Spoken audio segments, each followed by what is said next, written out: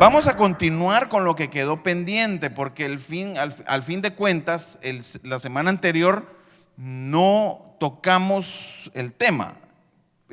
Simplemente hablamos acerca de la autoridad y de que en el asunto sexual, cuando hablemos de sexo, como este es un tema sagrado, debemos tratarlo pues con suma sabiduría, porque se trata la sexualidad de quien fuese.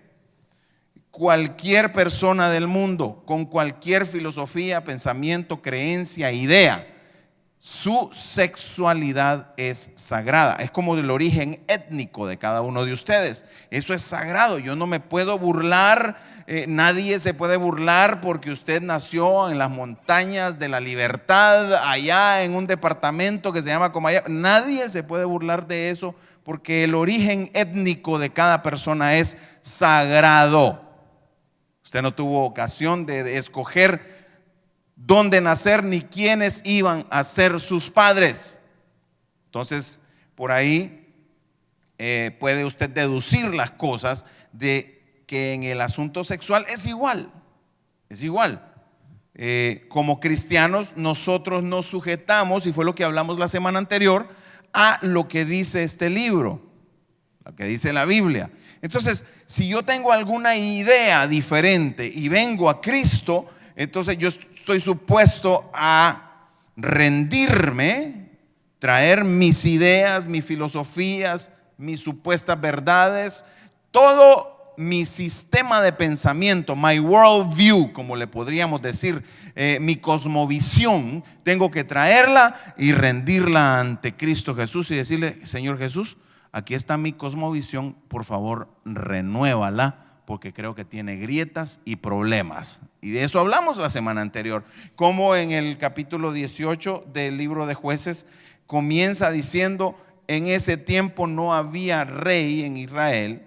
Y luego vimos todo lo que sucedió, unas barbaridades horribles, porque cada quien, dice el último versículo en el capítulo 21, dice: cada quien hacía lo que quería porque no había rey en Israel. Pero nosotros sí tenemos un rey, se llama Cristo Jesús. Entonces nosotros vamos a hacer lo necesario para agradar ¿a quién? Al rey, a Cristo Jesús. Ahí ya comenzamos bien. Leamos entonces, leímos una porción del versículo 1 Tesalonicenses capítulo 4. Leímos una porción donde decía que vivamos de una manera que le agrade a Dios.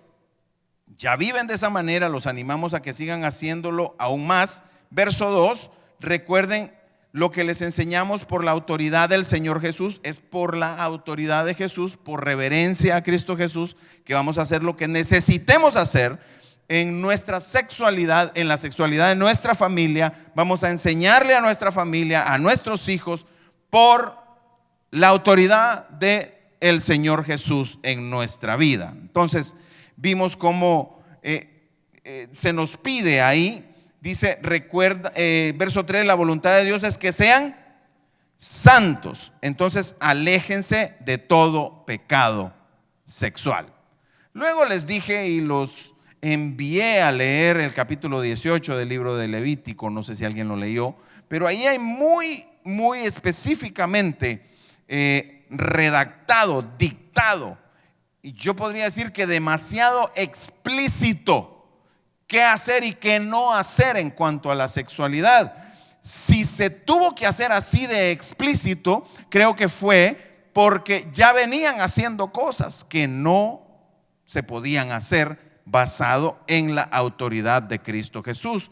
Saltamos 2000 años después, llegamos a la época en que Cristo Jesús caminó por aquí. Y nos dimos cuenta de que en el Imperio Romano y en los diferentes lugares, las diferentes filosofías, Grecia, grandes pensadores, un tiempo de mucho renacimiento. Bueno, no lo quiero confundir en la época, el renacimiento fue en los siglos 1400 en adelante, pero de mucho nacer de pensamiento. Incluso en el capítulo 17 del libro de los Hechos, usted puede ver cómo Pablo llegó a Grecia. Y entonces lo invitaron, alguien escuchó que él estaba predicando el evangelio, las buenas noticias de Cristo Jesús, y lo invitaron a él al Areópago. Y el Areópago era un lugar donde se reunía la gente a discutir ideas. Entonces alguien tenía una idea, le prestaban el púlpito, le prestaban el stage ahí, y entonces él podía exponer sus ideas a los mejores pensadores de la época.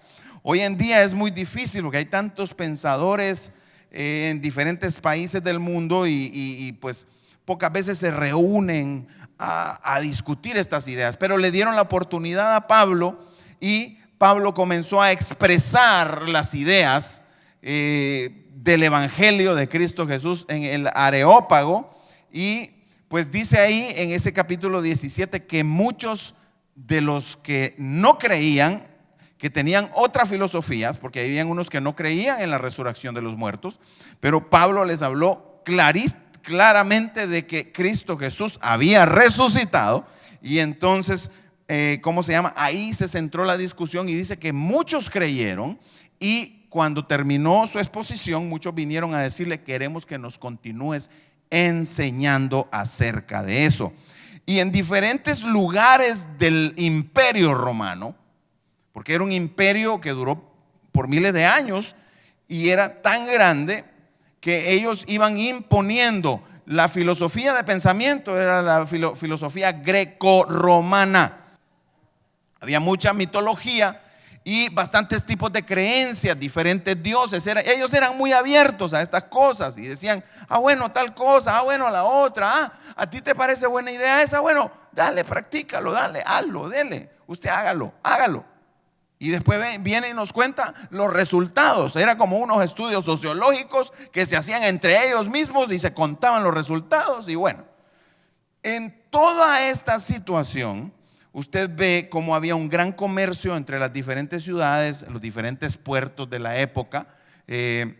Por ejemplo, el puerto de Corinto era uno de los lugares más de mayor movimiento comercial de la época, y por lo tanto había gente de todas las nacionalidades. Entonces venía gente del este, venía gente del norte, venía gente del sur, de África, de diferentes colores, de diferentes sabores. Todo el mundo pasaba por ahí, y ahí se fundó la iglesia de Corinto. Y entonces Pablo en sus cartas comienza a enseñarles a ellos. En Roma, el centro cultural de la época, el centro de gobierno, el centro político de la época, usted se imagina todas las diferentes nacionalidades que habían ahí. Y entonces era aquello tan florido y tan diverso que venía gente con sus propias ideas de diferentes puntos del planeta. Y entonces Pablo le escribe a los romanos y les dice: brother, come on, ustedes no pueden estar haciendo eso. ¿Qué hacían?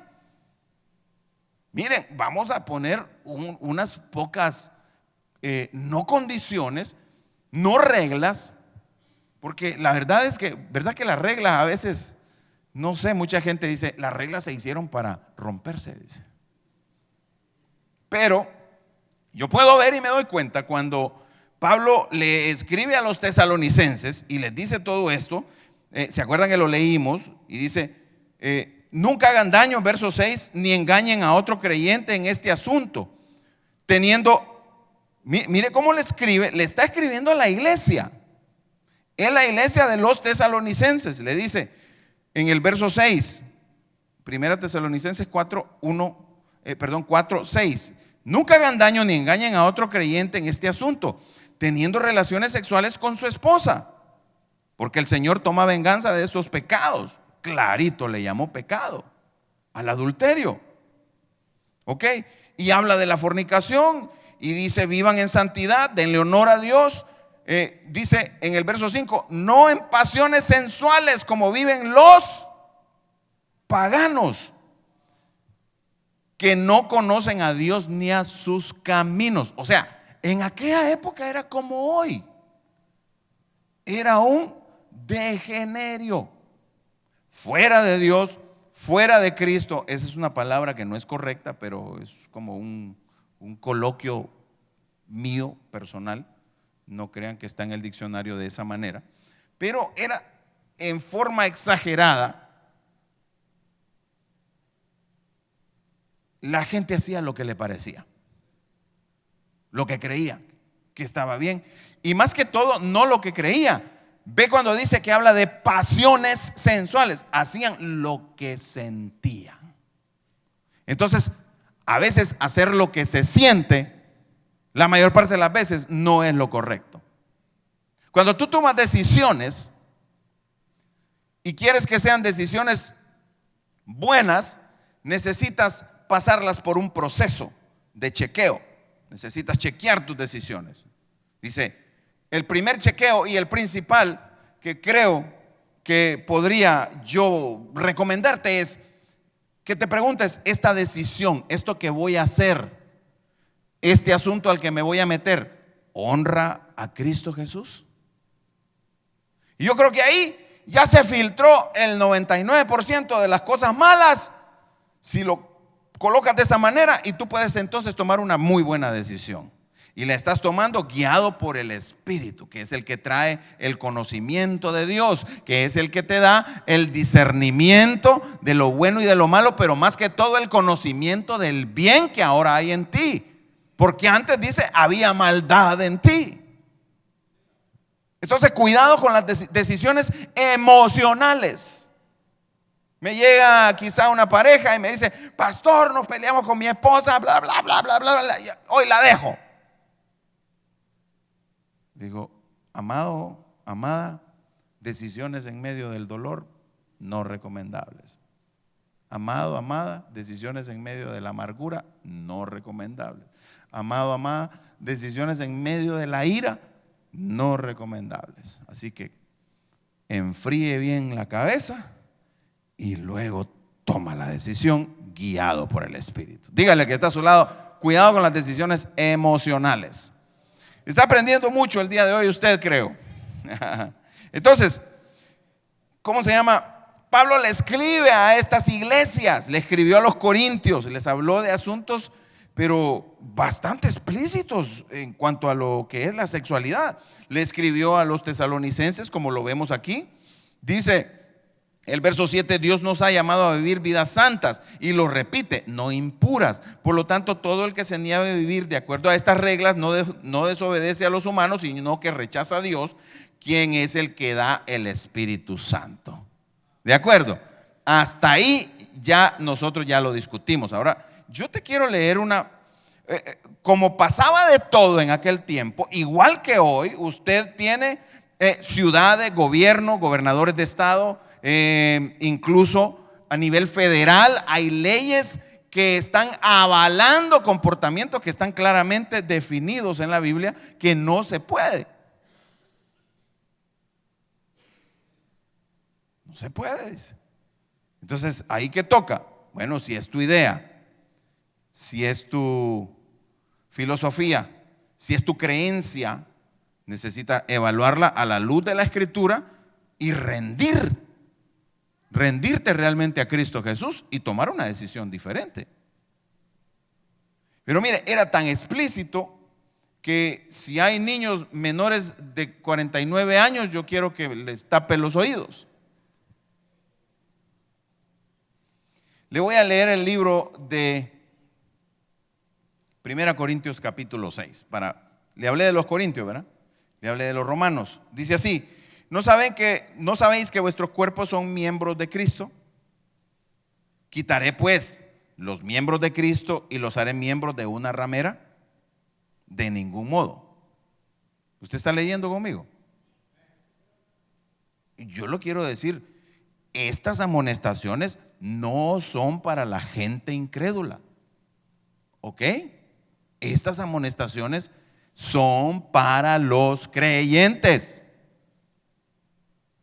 O sea que aquellos creyentes, o sea, los judíos o exjudíos que se convertían al cristianismo y se desconvertían, como Pablo. Primero Pablo se tuvo que desconvertir primero. A veces usted tiene que desconvertirse de cosas y realmente convertirse a lo que Cristo lo está llamando. Diga conmigo: me voy a desconvertir, pastor. Porque a veces estamos tan convertidos a nuestro hábito, a como me criaron. Es que yo así soy. Es que a mí así me enseñaron. Y dígale que está a su lado: y No, pero dígaselo bien, dígalo. Cristo te dice, ¿y quién manda entonces, tú o yo? O sea, ahí muere todo, ahí como que, Señor. Dice, entonces si me enojo, ahí lo dejo, me busco otro. ¿Y Cristo qué dice? Vamos a platicarle, dice. Venga para acá. Así se hace esto. Y lo manda nuevecito.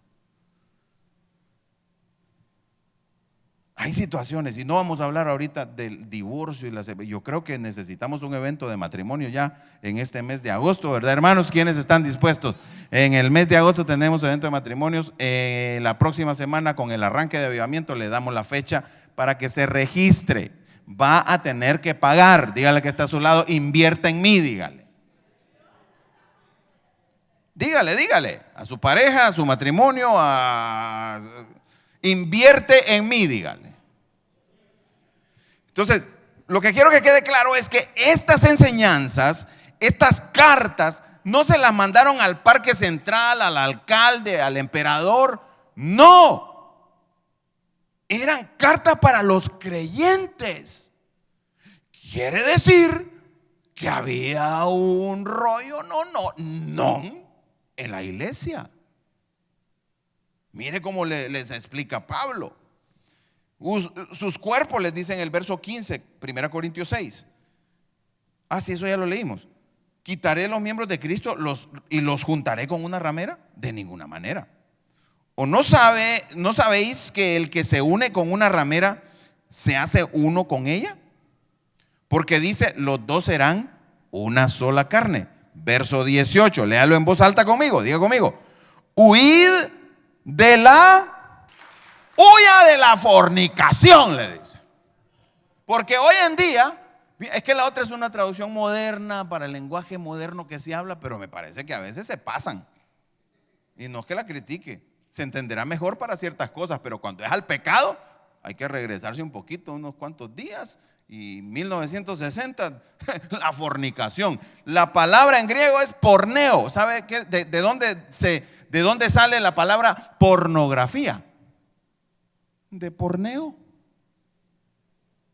Huyan de eso, de la fornicación, de la pornografía, de cualquier pecado sexual. Hay que huir.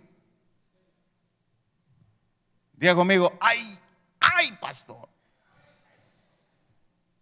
Cualquier otro pecado que el hombre cometa está fuera del cuerpo, más el que fornica o el que pornea o pornografía contra su propio cuerpo peca.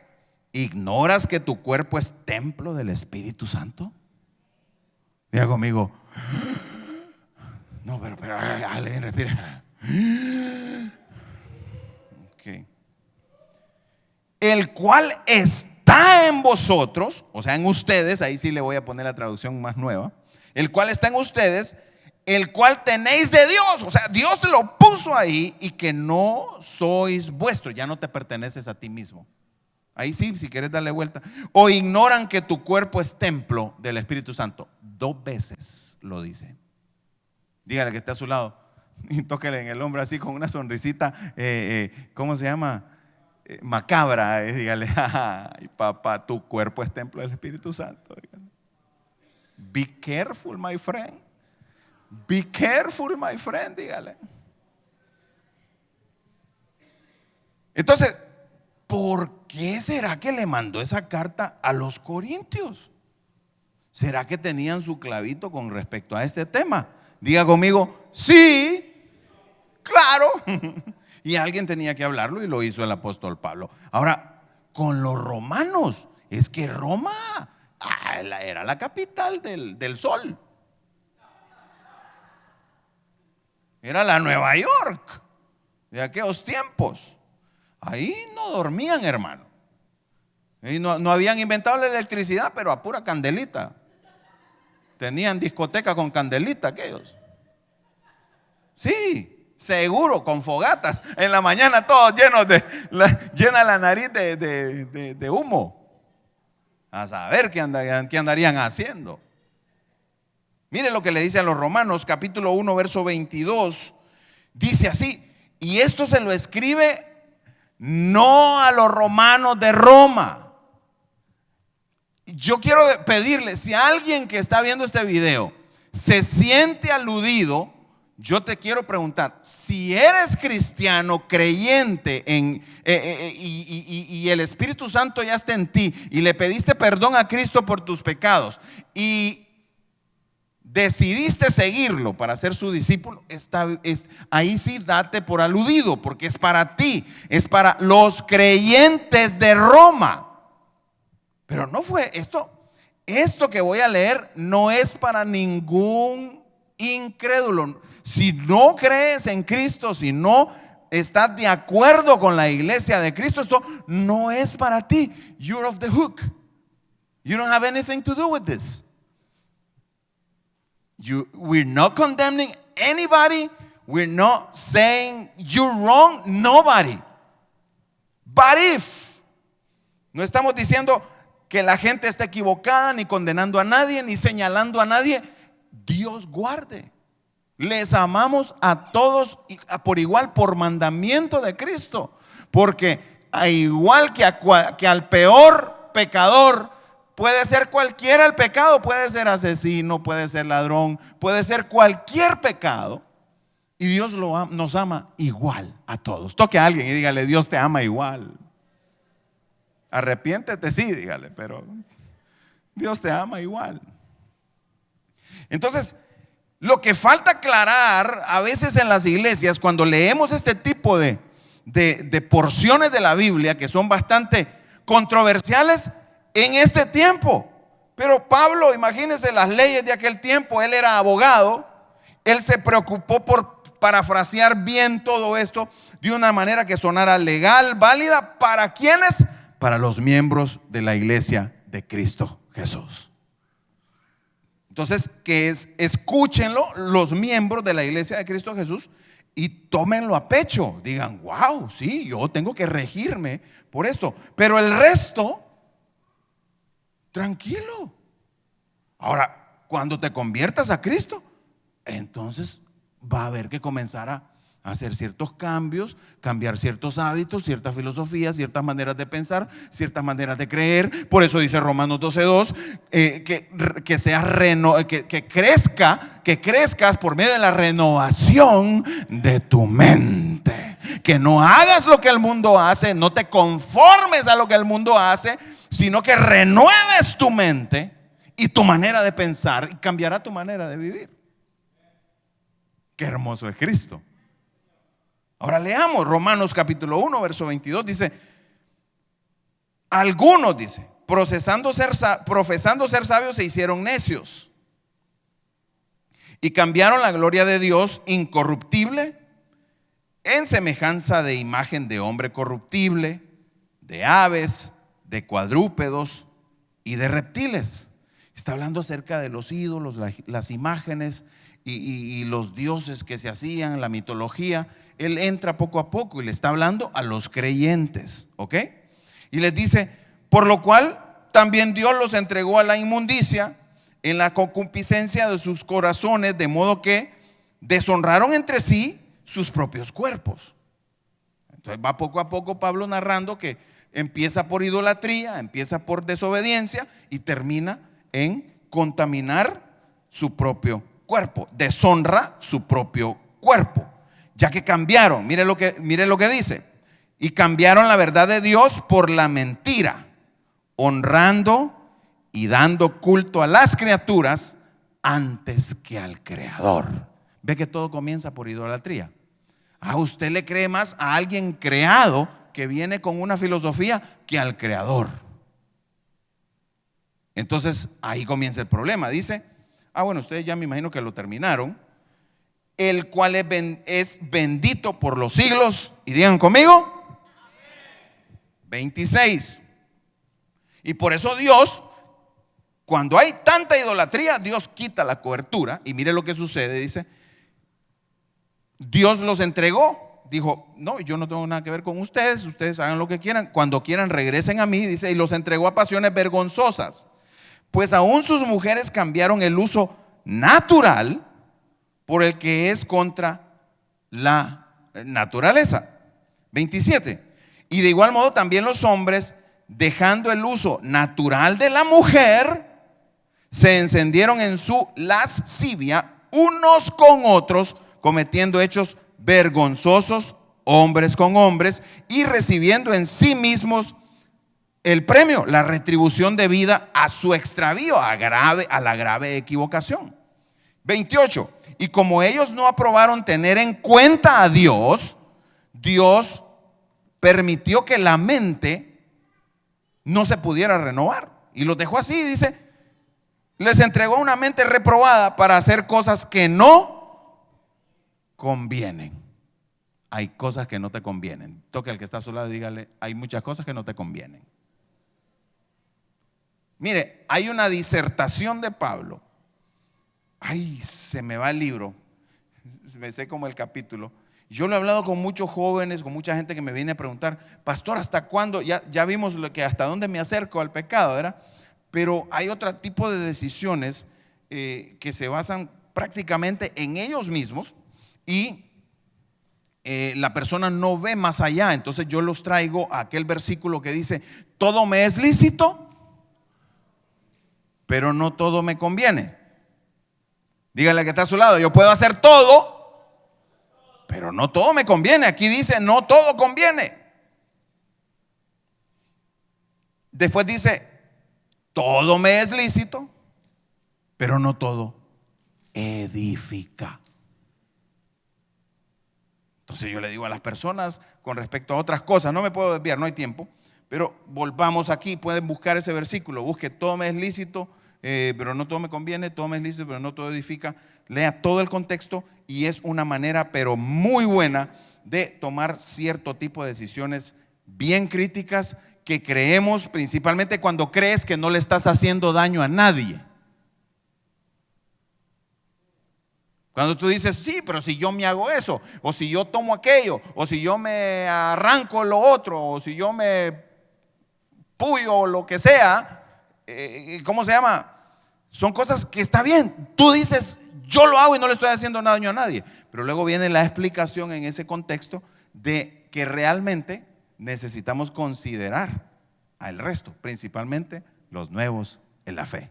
Es bien hermoso, si lo llegas a esa conclusión, bien. Si no, ven a mi oficina y lo discutimos y podemos profundizar un poco en ese asunto. Vamos a ver, íbamos por lo que no conviene, ¿verdad? 29. Estando atestados de toda injusticia. Mire todo lo que tenía esta gente después de que la mente ya hacía cosas que no convenían. Comenzó la injusticia, la fornicación. Otra vez, en otra carta a otros hermanos de otra ciudad, perversidad, avaricia, maldad. O sea, todo esto está detrás. O sea, a veces vemos el pecado que se ve superficial, pero todo esto está detrás. Mire todo lo que hay detrás. Llenos de envidia, de homicidio, de contienda, de engaño, de malignidad. Verso 30.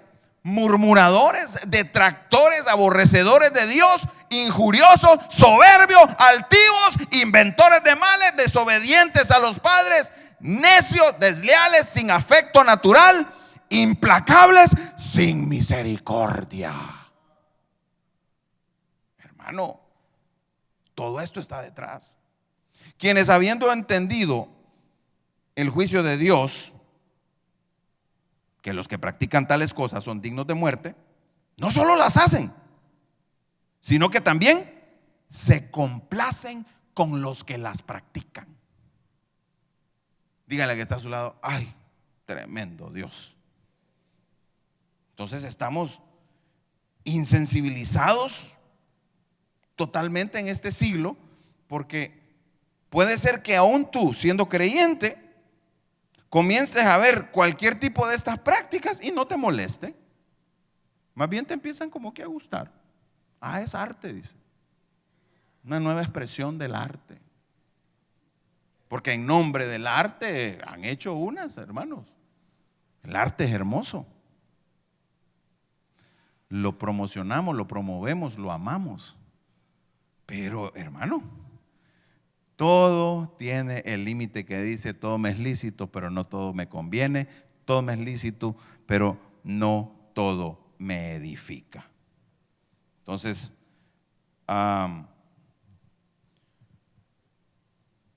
unos versículos antes del verso 15 y 19 de los Corintios dice así: ¿no se dan cuenta que los que hacen lo malo no heredarán el reino de Dios?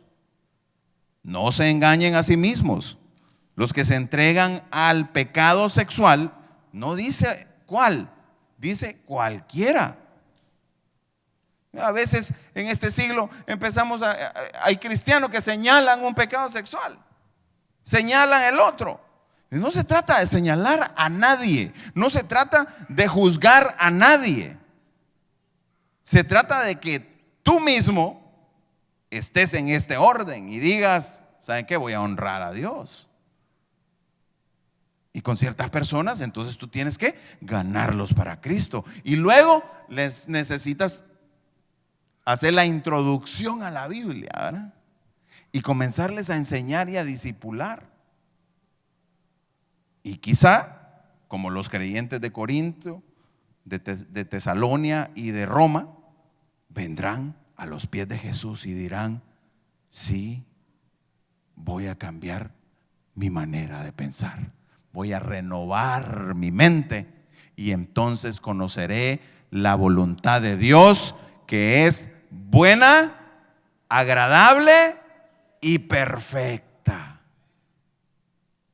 Dice así el verso 9: no se engañen a sí mismos los que se entregan al pecado sexual o rinden culto a ídolos o cometen adulterio o son prostitutos o practican la homosexualidad. Esta es la versión nueva, moderna, ¿verdad? Verso 10: o son ladrones o avaros o borrachos o insultan o estafan a la gente. O sea, pone todo al mismo nivel. Aquí no hay pecado especial, todos son iguales. Y dice: ninguno de esos heredará el reino de Dios. Y el verso 11, que con esto quiero cerrar, dice: algunos de ustedes antes eran así, pero fueron limpiados, fueron hechos santos, fueron hechos justos ante Dios al invocar el nombre del Señor Jesucristo y por el Espíritu de nuestro Dios. Entonces yo quiero que le pidamos perdón a Dios hoy por cualquier persona que hayamos conocido dentro de cualquiera de estos grupos que dice aquí, de estos pecadores. Puede haber sido alguien que estafó, un borracho, un ladrón, un prostituto, o un homosexual, o un adúltero, cualquiera de los que dice aquí. Si nosotros hemos hablado mal de ellos, si nosotros hemos dicho cosas de ellos y los hemos criticado y nos hemos hasta juntado con alguien más a cuchi y hablar, yo quiero que me acompañen ustedes, los que quieran venir aquí al frente, y le pidamos perdón a Dios por esas acciones malas, porque no deberían haber sido así. Deberíamos haber orado por ellos, buscado la oportunidad de hablar con cualquiera de ellos y entablar una amistad con ellos. Fíjate qué cosas, que la Biblia dice que con los que dicen que son cristianos, pero practican el pecado, con eso sí que no te juntes. Pero con los que realmente no son de Cristo, nosotros no tenemos ningún derecho a juzgar a los de afuera, como dice la palabra. Así que pidámosle perdón a Dios cuando comiencen a llegar estafadores, ladrones, adúlteros, homosexuales, cuando comience a llegar cualquier tipo de estas personas a esta iglesia, que se sientan bienvenidos, que se sientan que no los juzgamos, que se sientan que es Cristo Jesús el que está aquí para abrazarlos, para restaurarlos y para amarlos. De eso se trata el Evangelio. De eso se trata el Evangelio. Así que pidámosle al Señor que nos ayude a comprender un poco más allá todo esto. Creo que podríamos ir a casa, volver a leer digerir esto. Creo que quizás la iglesia necesita un entrenamiento en cómo lidiar con esta situación. Es una situación bastante delicada en nuestro tiempo. ¿Por qué? ¿Por qué delicada? Porque cada vez, así como crece la iglesia, así crecen ciertos grupos de personas, hasta se han organizado, que tienen filosofías realmente contrarias a lo que dice la Biblia. Y necesitamos aprender a lidiar con eso, a crecer, a poder entablar un puente y no cerrar las puertas. No podemos cerrar las puertas. Necesitamos establecer un puente, una comunicación con ellos, una conversación con ellos para ganarlos para Cristo, en el nombre de Jesús.